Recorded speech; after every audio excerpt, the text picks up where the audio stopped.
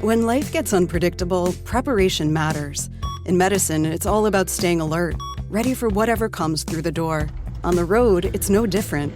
That's why Volvo designs vehicles to help anticipate risk, reduce harm, and protect lives. The Volvo XC90's advanced safety systems inspire confident decisions wherever the road takes you.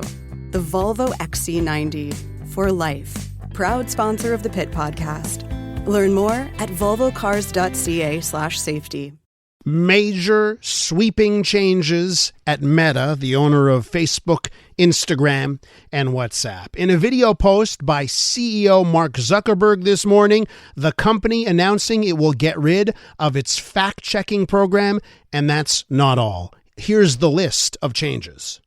First, we're going to get rid of fact-checkers and replace them with community notes similar to X, starting in the US. Second, we're going to simplify our content policies and get rid of a bunch of restrictions on topics like immigration and gender that are just out of touch with mainstream discourse. Third, we're changing how we enforce our policies to reduce the mistakes that account for the vast majority of censorship on our platforms. Fourth, we're bringing back civic content. Fifth, we're going to move our trust and safety and content moderation teams out of California, and our US-based content review is going to be based in Texas. Finally, we're going to work with President Trump to push back on governments around the world that are going after American companies and pushing to censor more. Tech advisor Mitch Joel is with us. He's the author of CTRL ALT Delete and the founder of ThinkersOne. Mitch, welcome back to the show. Happy New Year. Great to hear from you last time. How big of a deal is this news out of Meta this morning? This is potentially some of the biggest news we've heard in terms of what it means to create, broadcast, and share information. And I want to add on a very unique layer, which is Canada. Mm-hmm. The fact that news is actually banned on all Meta platforms. So now when people are concerned about the balance of fact-checked news, quote-unquote reality, links, etc., Canada will have none of that. Yeah. And will have all of the opinion. Essentially, a platform that looks very much like X, formerly Twitter now. Mm-hmm. So on that front, because when it comes to getting to quote unquote the truth, I think one thing has become clear. Fact checking does not work. We actually have studies that show that people are turned off when they're told this is a fact check. And what actually can work are things like community notes, which are a more casual, here's some additional information you might like to see. Do you view this as maybe a vindication of what Elon Musk has done with X, knowing that Facebook has said we're going to do what X did? I don't know if it's a vindication, if that's the word I would use. I think it's a validation of what the internet is. And I just think that Elon Musk's strategy was symptomatic of what the internet always was, a place where every voice can say and do quote unquote what they want within the realms of the law. We still have laws. I want people to understand that. Yeah. We still have laws against hate, racism, violence, et cetera, those will still be, of course, enforced. But I think, and we've mentioned this, we've talked about this now, it's years, Elias, you and I, that the relegation of what should or shouldn't be allowed on these platforms should probably never have been within the domain of a large public company, especially one that has created billionaires, if not trillion-dollar market caps. And so if you take that aside and say, well, we agree with that, Mitch, like that makes sense. What happens? We know one thing. One, Meta has now verbally stated that it's actually impossible for companies to moderate. No matter how many millions, if not billions of dollars in people and bodies they put against it, it doesn't work effectively, which we all knew intuitively. Like AI and software isn't going to solve for this. And so what happens is we're left with two choices. Those two choices are government to step in and make some decisions and create regulations and laws for it, or individuals. X and Meta now have clearly chosen people. And I think what that does is, as imperfect as it is, it brings us closer to what the platforms do, which is act in real time.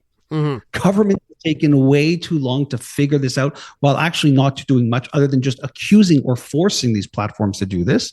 And now we are seeing this tailwind shift. Do you think this has to do with Donald Trump coming? He's going to be in office in less than 2 weeks now. How much of this has to do with Donald Trump? Or are there other things at play here? Well, I'd ask you this. How long has it been since Peter Thiel actually resigned from the board of Facebook, which was 2022? Why? Because of the political direction it was going in, which was adverse to his values, which we know are aligned with the more Republican Trump-based components of it. So yeah, we are seeing a place where Zuckerberg and others are essentially saying, we're seeing tailwinds, whether they're cultural or driven politically. Also, we can't forget that Trump created True Social as an antidote to the fact that he was actually banned from Facebook. We can't forget that Trump has been very vocal, calling Facebook the enemy of the people. He has called for Zuckerberg to be imprisoned for life if he ever did what he did before again. And this shift is obvious. And by the way, he's making the statement when?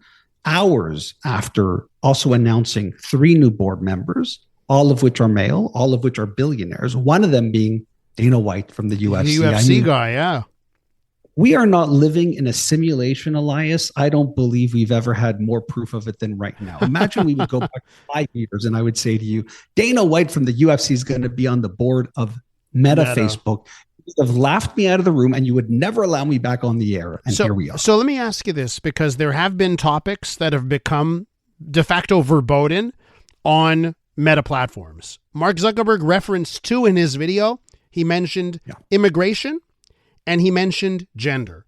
There are cases where people have simply posted, stuff that a lot of people would say are verifiable facts about those subjects, and then they get banned or suspended.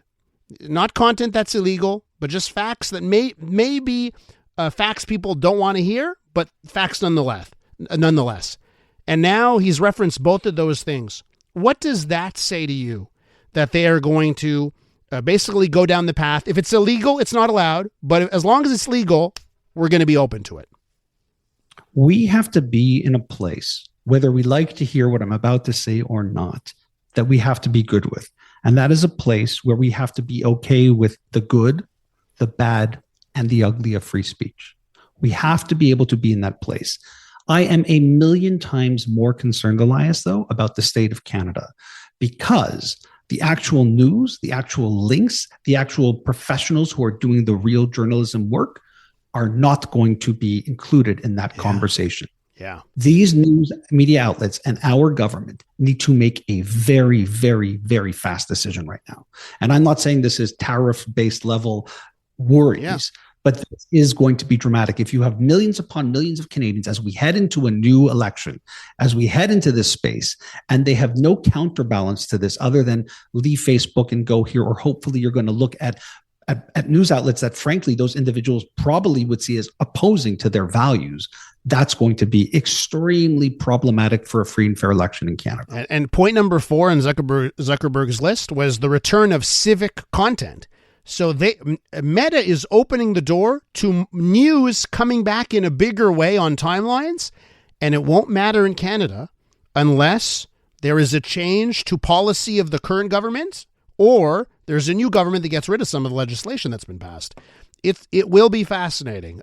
Mitch, we're going to leave it there. I always enjoy talking to you. Thank you so much this morning.